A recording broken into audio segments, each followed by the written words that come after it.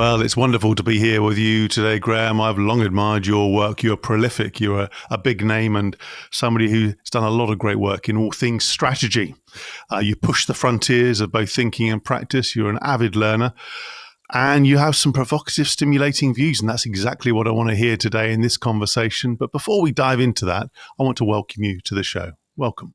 Well, thanks very much. Thanks, David. Thanks for the invitation. I've been watching your material over a period of time, so it's great to be part of it. Good. Fantastic. Fantastic. I always start these conversations with a sort of a simple framing question, and not to trick people, but to make sure that we're all in the same space. When a CEO comes to you and says, Graham, look, let's talk about strategy. How would you describe what he or she's thinking about? What term, what definition do you use in your mind? Well, I have a definition which may not correspond with theirs. That's one of the issues, of course. And in my mind, strategy is about competitive advantage and competitiveness and beating the competition. And if it's not about that, it's about planning, probably. So there's quite an overlap between planning, and strategy. Mm. And how far does it for you? Does it go into, if you like, how to make the organisation tick work, whether it's capabilities and culture? Look, I always approach this from a stakeholder point of view, and not everyone does, and certainly some of the writers in the major writers in the field don't, and I think that's an error. And I think the first thing you need to do in these situations is to identify who the key stakeholders are. So that's a conversation I always have with a group. And I think the lights go on when you approach things that way. So that's my starting point. So say a bit more. So you've looked at your stakeholders within and outside the organisation. How does that help you with strategy? You're only outside. So basically, in my mind, the organisation is a shell. So the stakeholders are customers, employees, shareholders, the community, consumers. Actually, identifying who the key ones are is very, very difficult. It can take a couple of hours for a group of managers to really narrow down on which ones are key. So yeah, it's not an easy task, but it's an important task. And for many in the executive team, they haven't really thought about it that way before. Mm.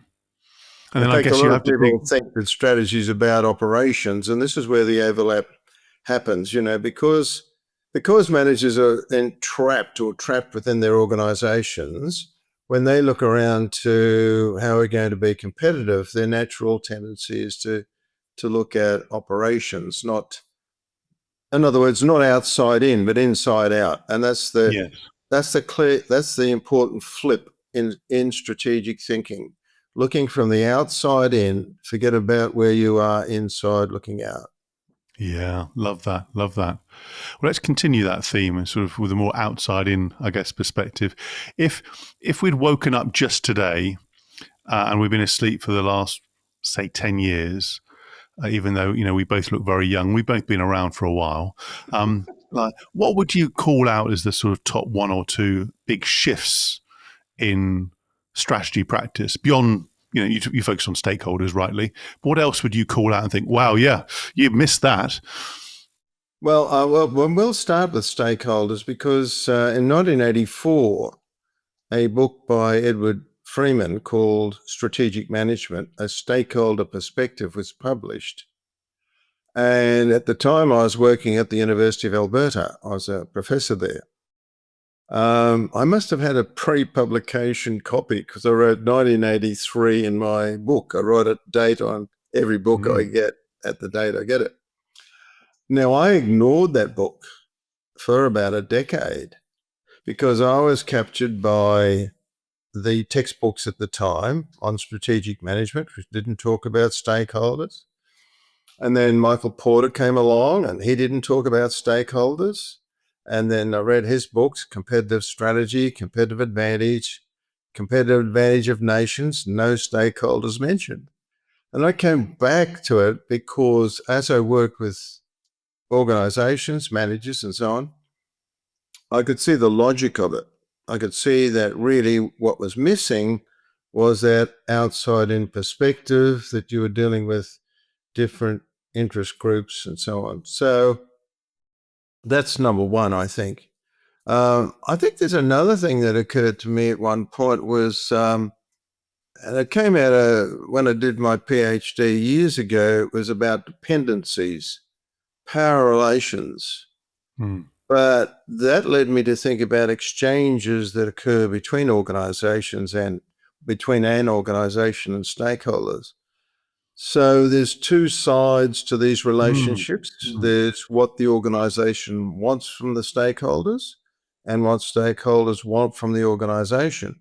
And that, in knowing that's getting to that sweet spot, is what makes you successful as an organization. Not looking at what are we getting out of the customer and nothing else, but also not just giving everything to a customer. That doesn't Yes. work either. Yes. So it's just getting that sweet spot for customers, employees, and so on. I suppose the other thing that occurred to me at some point, really looking at performance measurement, was the relationship between stakeholders. So that if you do well with employees, that drives results for customers, drives results for consumers, and onwards through that whole relationship. Now, again, that sort of related back to the studies many years ago. I immersed myself in systems theory. And Mm. I thought when I hit systems theory, I had explained everything about everything, including, psychology, sociology, everything has just been swept away, all those particular disciplines, because everything was explained through systems. Well, that's true to some extent, but when you get down to a certain level, you do need the language of psychology, sociology, management, and so on. But everything is brought together through systems. So there's, Yeah. and I think No, that's the brilliant. way it's all sort of wrapped together for me. Systems, relationships with stakeholders, relationships between stakeholders, and all this is coming together in a network. And Yeah. getting that right is the key. I love that. I love that.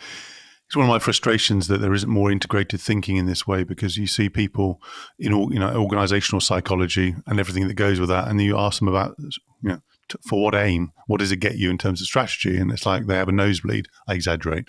But similarly, strategists, you say, okay, so how's it going to happen in reality, especially for those who've actually not done it for real? It's like, well, that's downstream. Don't worry about that. That's sort of downstream, as though it's like the last slide on the PowerPoint deck. The change stuff or the action stuff.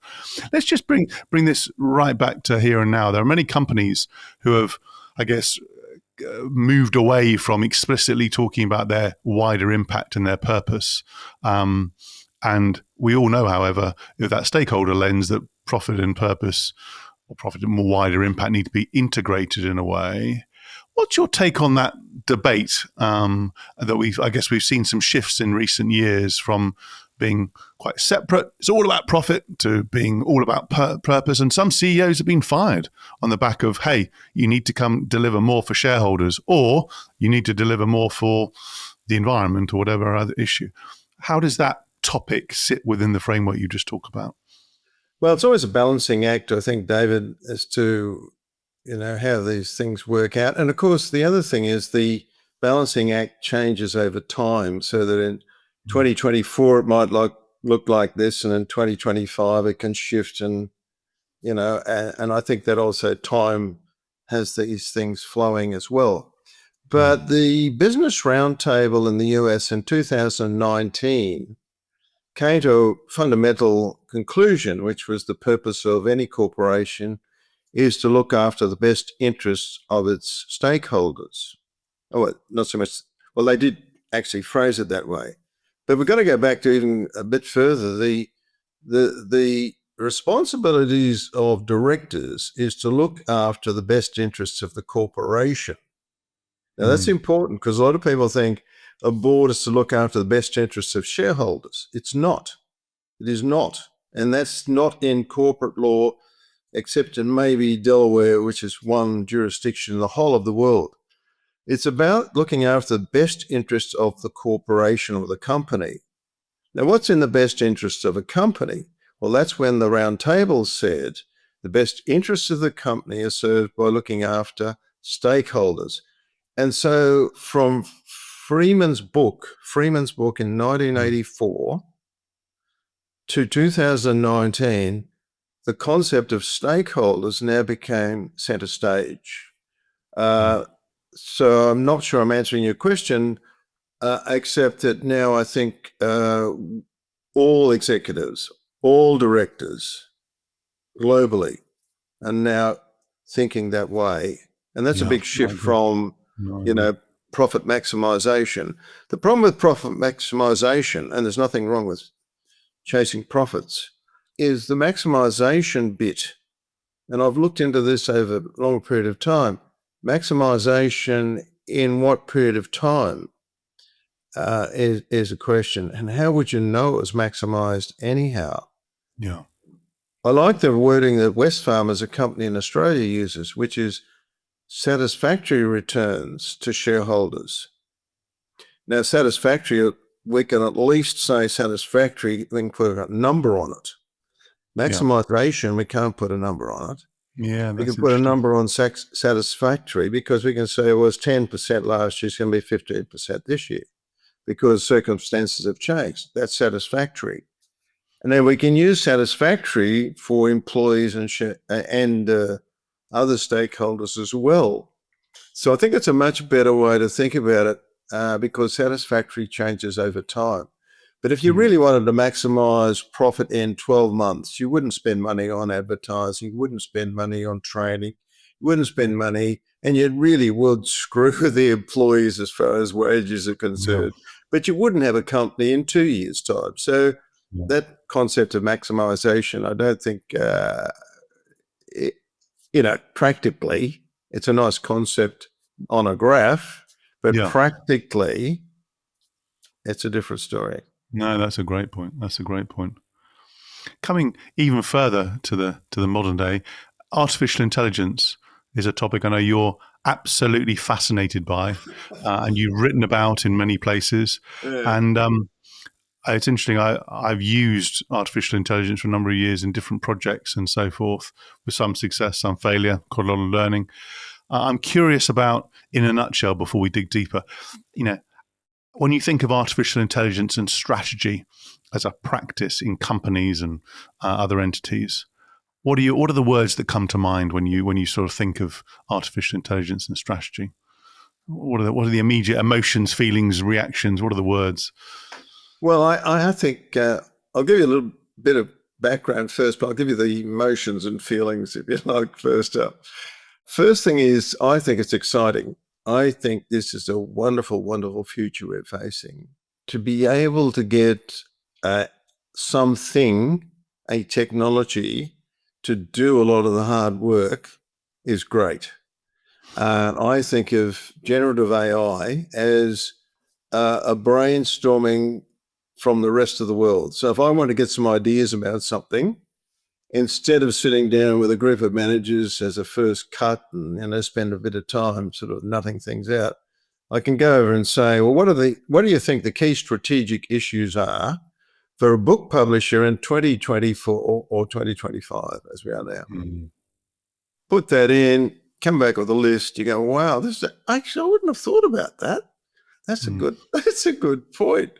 And then I just take that over to the group of managers. I say, this is what I just got from, Chat GPT, Claude, or whatever.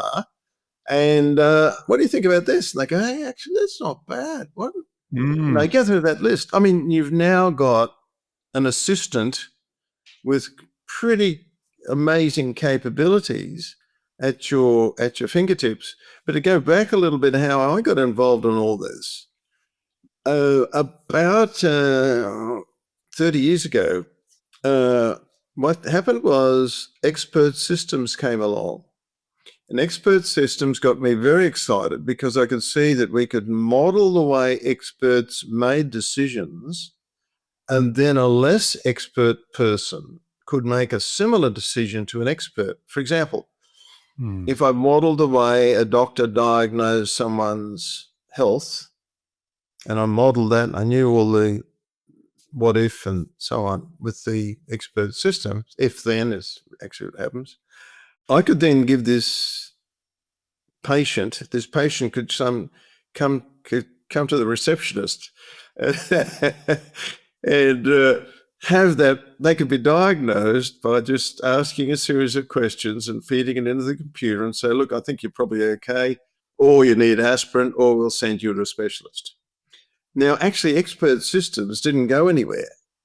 And it's only just come back recently in one of the articles we talked about this because of the computer power that's available, and Gen AI is now also coming into expert systems. So there's a new life in expert systems. But that was a long time ago. And then I sort of lost contact with it all. Then 2 years ago, I started to look at what Australia's banks were doing. We've got 4 big banks in Australia: the Commonwealth, National, ANZ, and I forget the other one. They'll never forgive me, Westpac. They're spending billions of Australian dollars, which is about at the moment 60 cents to the American dollar. I mean, it's still billions anyway, translated, on AI. And I thought, well, why are they doing this? There must be something in it. So I started to research what the banks were doing, what McDonald's was doing, and so on. And then I got deeper into it, and then I linked up with some colleagues, and we've now written quite a bit of material. But the question I had in my mind was, and this is what I want to investigate, how will AI impact strategic planning practice? Yes. That's what I wanted to know. And if Yeah. the answer was not at all, fine. But I didn't want to be left behind if this really did have an impact. Yeah. So Yeah. just got stuck into it, and with co-authors now produced quite a bit of material. And I've learned a hell of a lot from them. Yeah. And I've also learned a lot about the field and where it might go. So you're excited about it. Let's dig in. Let's dig in. So you talked about that example of getting some initial ideas, right, as an input into a conversation amongst managers. We all have different ways to structure it, but if there's a sort of ideas part of it, there's a design part, there's a structuring, and then I guess an execution. I don't like Yeah. the word execution, but I still haven't found a better term for it. But I'm sure you will. If you had to sort of, if you had to look at the infusion of AI into those steps or the steps you choose, just tell the listeners about where it can and can't be used, just to give us a sweet spot. I know you go into a lot more detail in your work and your articles, but this is to give a teaser into that No, thinking. it's good. Well, I actually wrote a post the other day, which I think you may have read. yes, I did. Um, Yeah. Yeah. uh, and I broke the strategic planning, you know, considering that as a field, into 3 areas of analysis, design, and execution. Mm.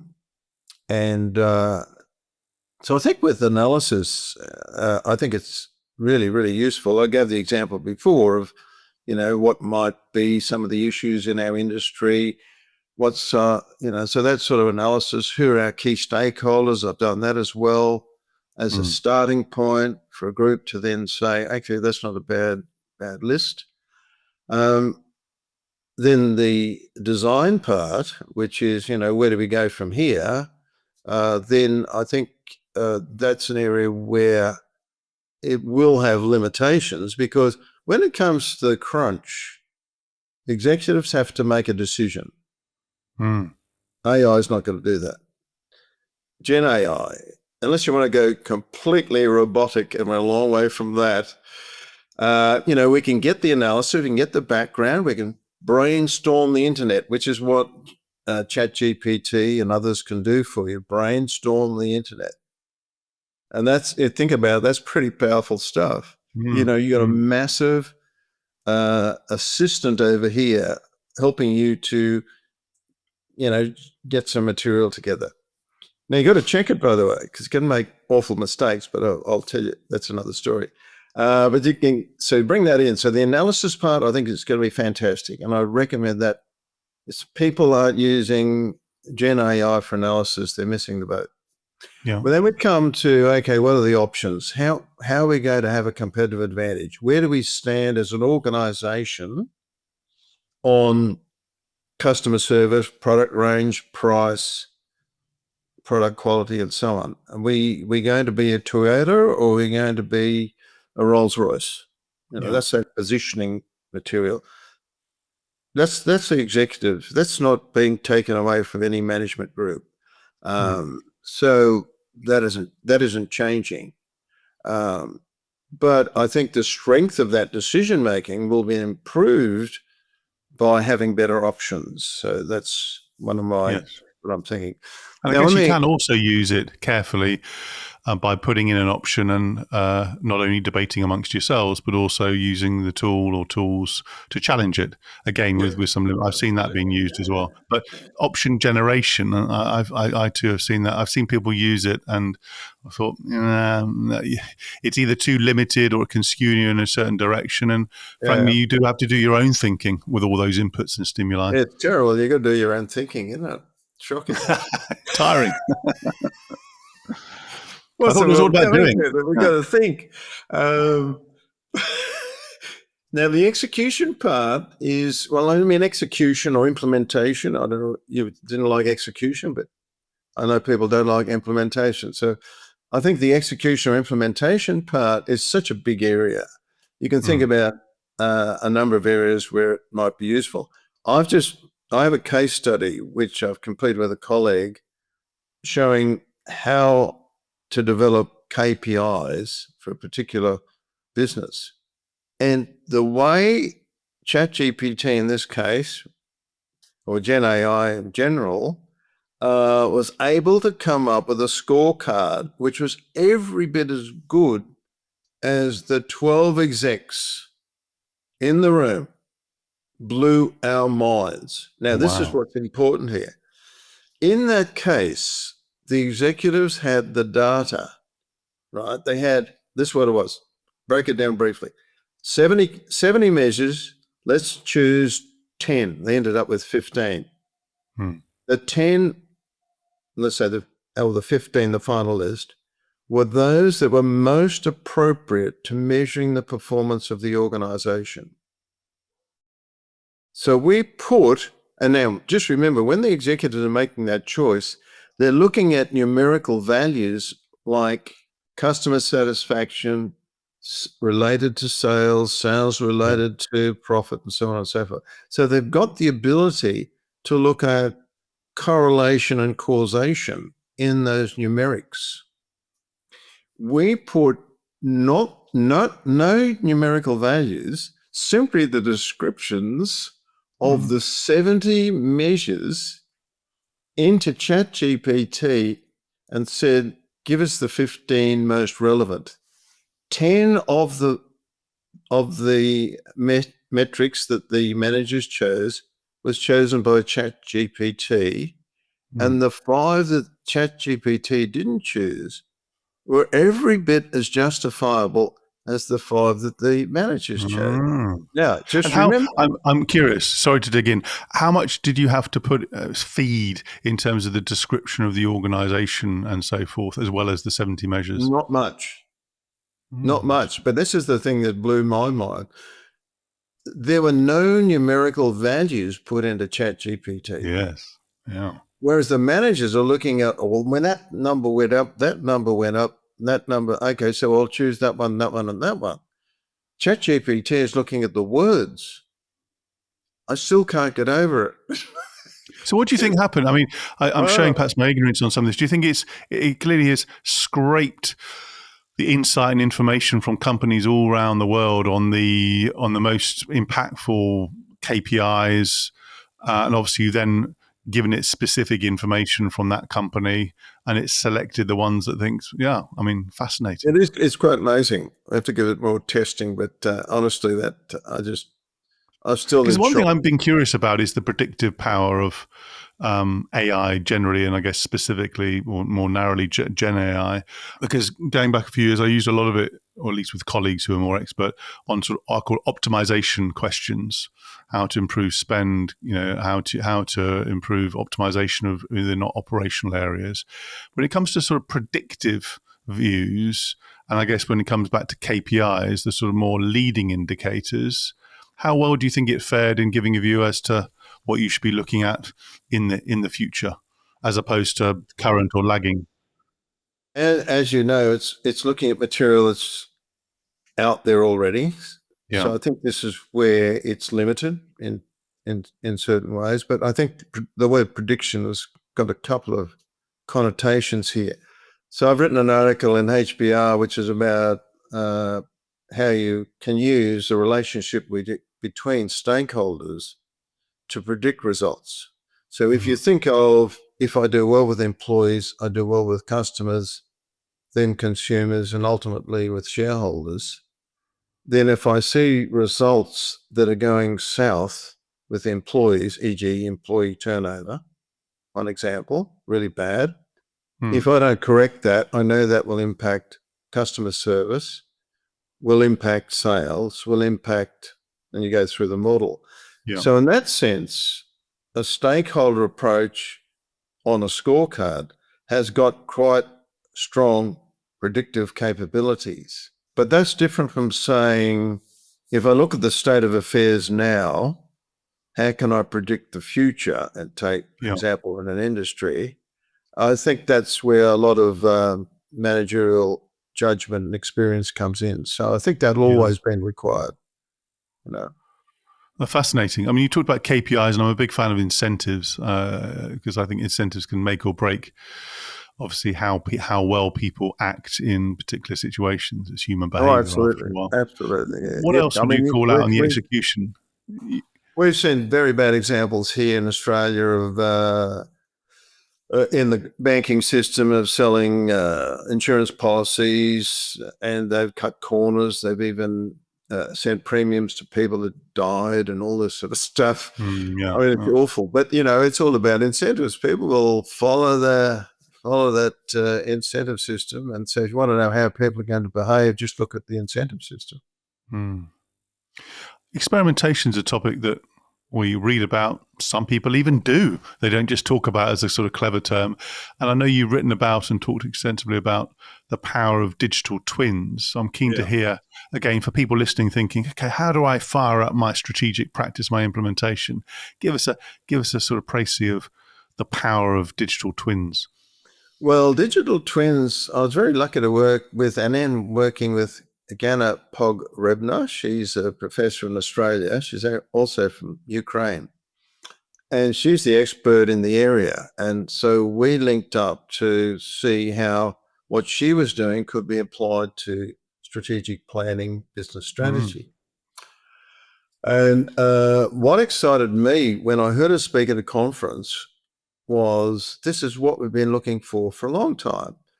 In other words, instead of going full bore on an execution or implementation of some strategic plan, an idea about how we're going to capture more market share, whatever, what if we tried this, simulated it with a digital twin of the situation, and then worked out, well, actually, that's not going to work so well. Now, digital twins, a lot of people who are listening to this will say, well, they've been around a long time, and they have been. The idea of building a digital replication of a physical object like Singapore. Singapore has a digital twin of itself. Or even the Paris Olympics, they built a digital twin and then saw that if they move that there or that there, what would happen to passenger flows and traffic flows and all that sort of thing. So they could experiment with all that before they actually built it, and found that everyone was in a crush somewhere. But what Gano talked about was using this concept to twin a process in an organization. Yes. And I thought, hang on, that'd be great. So if we want to change the organization structure, if I could twin that change before actually doing it and see how that might affect cooperation and coordination between departments, that's fantastic. That's, this is this is what we've been looking for. And so the lights went on, and that's basically what we're moving towards now with digital twins. If we were able to change the structure of an organization in the cases that we gave, change the marketing of a product and service, and then see how it in the digital twin, change it and see it might affect the physical twin, that would be great. And then what I didn't realize until I got into it further was, as changes are made from digital to physical, the physical changes are then fed back into the digital. So it's a loop. Yes, learning So loop. not Yeah. just that and that, it's the two together, so that this kind of the experiment that is done digitally, once it's introduced physically, if the physical result turns out to be X instead of Y, that goes back into the digital twin. And so Yeah. this continuous process of improvement. And I went, wow, this is That's amazing. something we've been looking for a Yeah, while. yeah. Yeah, yeah. So imagine if you were, just to test our understanding of that. So if you were designing strategy, you could effectively, with the digital twin, test some different options to see how the organization may react, or on the more organizational side, if many CEOs start with organizational change before strategy. They shouldn't, but they do. Let's start reducing spend here, cutting spend here. Let's just fold these divisions together. Let's spin off. That's the type of thing. If you've got Yeah, the data, in fact, the last article I published in the Harvard Business Review with myself and Ganna gave 5 steps to doing this. yeah. And you can go through those 5 steps, and there are packages now available from IBM and other producers that allow you then to do this. So it's really interesting field. That's Still a long fascinating. way to go, I think, but Yeah, that's brilliant. I love it.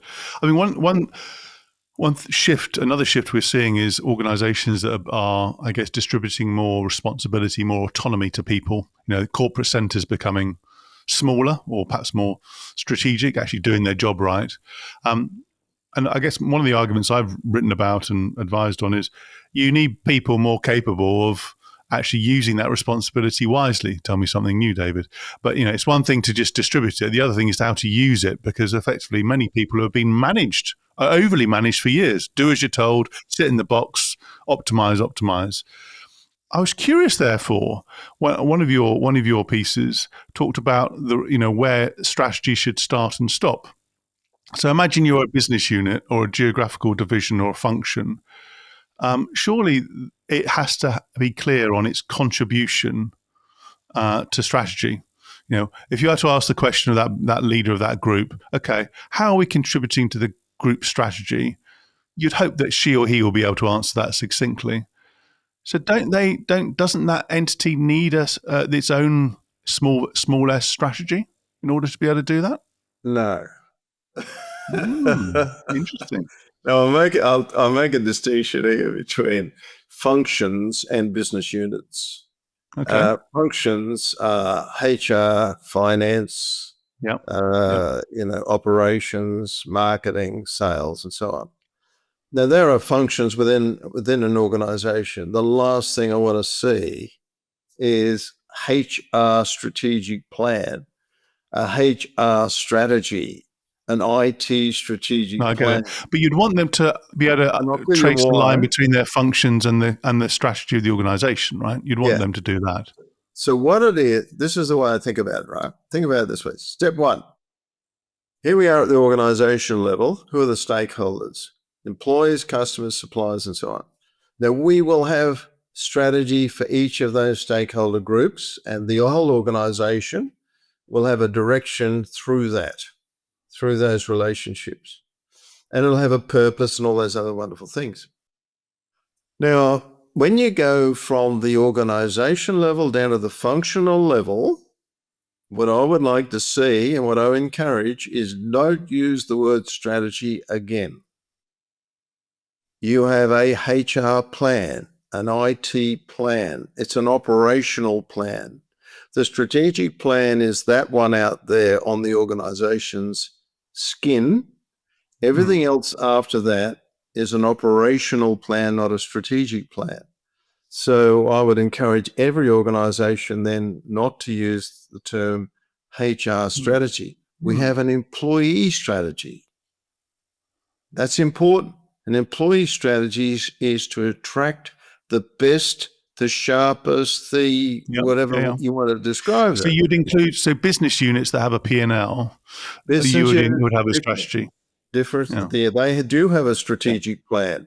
Yeah. And they are like I mentioned the company here, Wesfarmers in Australia. They have a hardware division called Bunnings, but they have other divisions that are not in hardware.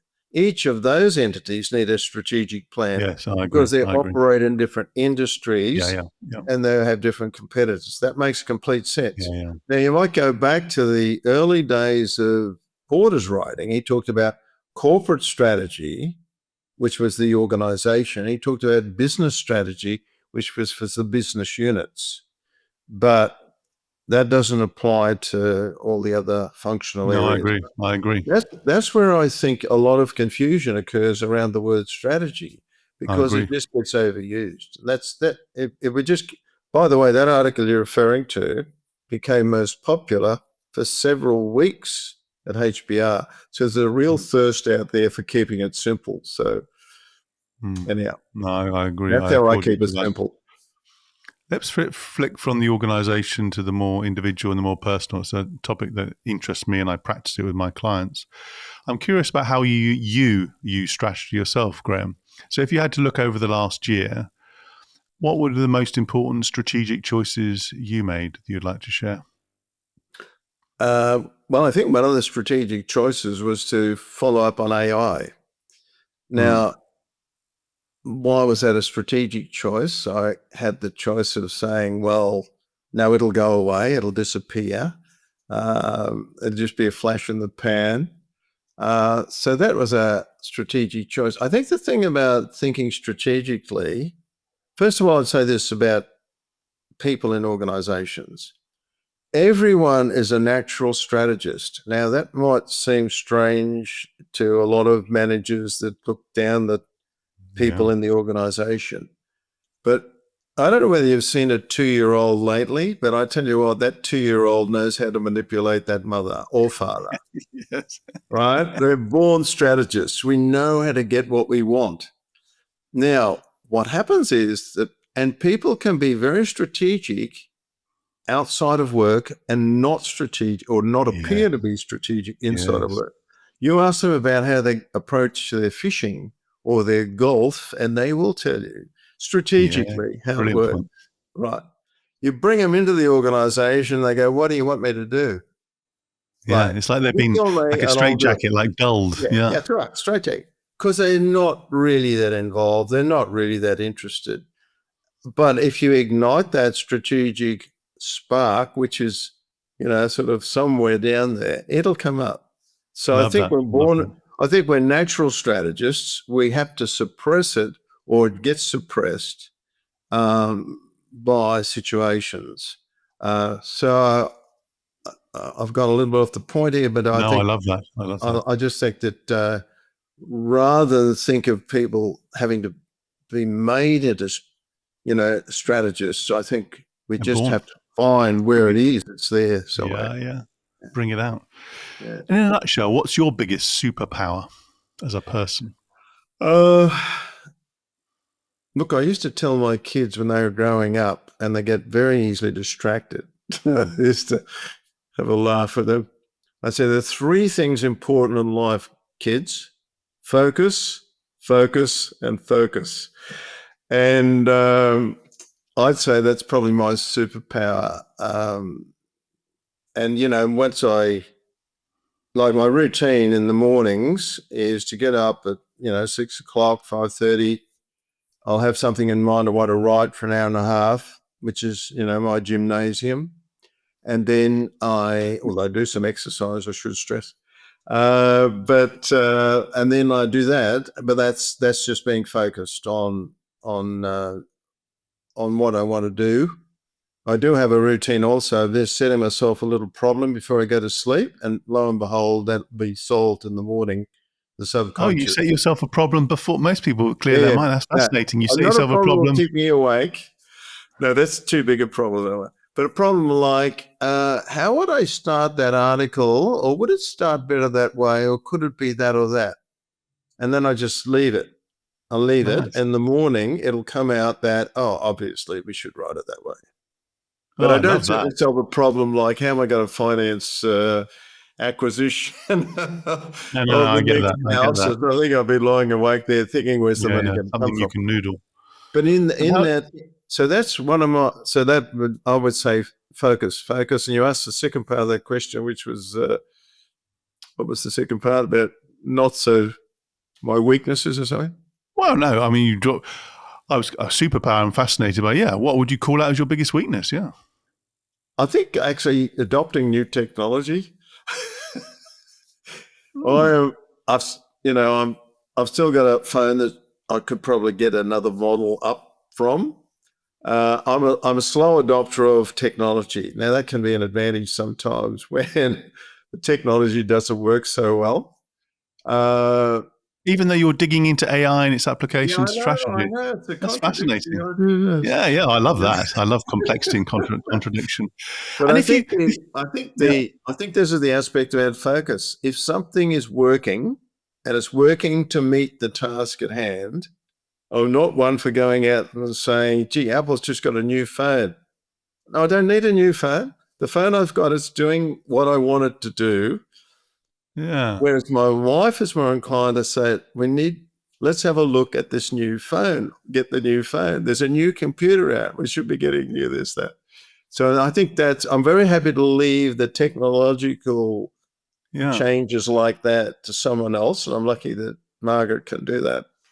But and then I'm quite focused. Now, the other thing about focus is a bit of a weakness is when you get that focus and you want to go down that path, don't try and distract me right. because you're going to pull me off that path. Now, I know other people operate differently. One bloke said to me once he used to work with people that had a notice on their forehead, please distract me. Uh, and I think there's another group of people that think, yeah, I'll do that. Yeah, do you want to do that? Yeah, I'll do that. Yeah, I want to do that? I'll do that. So anyhow, I think that's I guess different one of the gifts, so personality. like, there's a sort of staying focused, and then there's, as you alluded to, knowing where to focus. Yeah, Um, and there's like, also being too focused and not yeah, a willing to change. I don't think I'm like that. I yeah, mean so I'm sort of focused on a particular task. But as far as change goes, AI is a good example. I saw it coming. I thought I've got to get into this. I'm interested in the fact that will change yeah, or could change the field, and I'm very interested in that sort of change because that's exciting and it can improve productivity and all the other yeah, things. yeah, yeah. One of these, as I reflect on my own career, just as a consequence of what you said, one of my strengths was in the consultancy field of knowing, focusing for a period of time, but then knowing when the market shifts or is going to shift. The challenge, however, slight left field point, is most consultancies are still driven by vertical industries. And I worked across industries. So Yeah. actually, I worked in one industry for a while, realizing actually they were getting very capable themselves. They didn't need consultants in a mature market. So I shifted. Great Yep. move in terms of sales. Hard to put me in an organizational box, but that's a topic for another day. No, that's As right. we Yeah, yeah, as we draw this to a close, and it's been a fascinating conversation, a more philosophical point just to end on is: what impact are you looking to have on the world around you from your brilliant work? I actually post every week on LinkedIn, Tuesday, usually about 9, 10 o'clock in the morning. I try and make it a substantial piece, not just a repost of someone else's. And what I'm trying to do there is to help people to understand the field better, to educate people and help them improve what they're doing. Give them something that's useful and just improve. And I get a real thrill when people come back and say, "Look, that was fantastic," or "I read your book and I've been using it and it's great." So yeah, I think it's about education. It's about improving the lives of a lot of managers around the world that are finding a lot of this stuff mysterious. Yeah, absolutely. Well, Graham, we've covered a lot of ground, and you've covered it with eloquence and clarity, and some good humour along the way too. And you haven't mentioned sport at all between our fair nations, which I don't invite you to start now. But it's been a cracking conversation, and I'm grateful for you coming on the show. That was another edition of Lancefield on the Line. I do hope you enjoyed this episode as much as I did. Please do check out the other episodes in this series. Sign up to the YouTube channel, to the podcast, give us a 5-star rating. And Graham, thank you ever so much again for coming on. It's been my pleasure. Thanks, David. Thank you. All the best. All the best.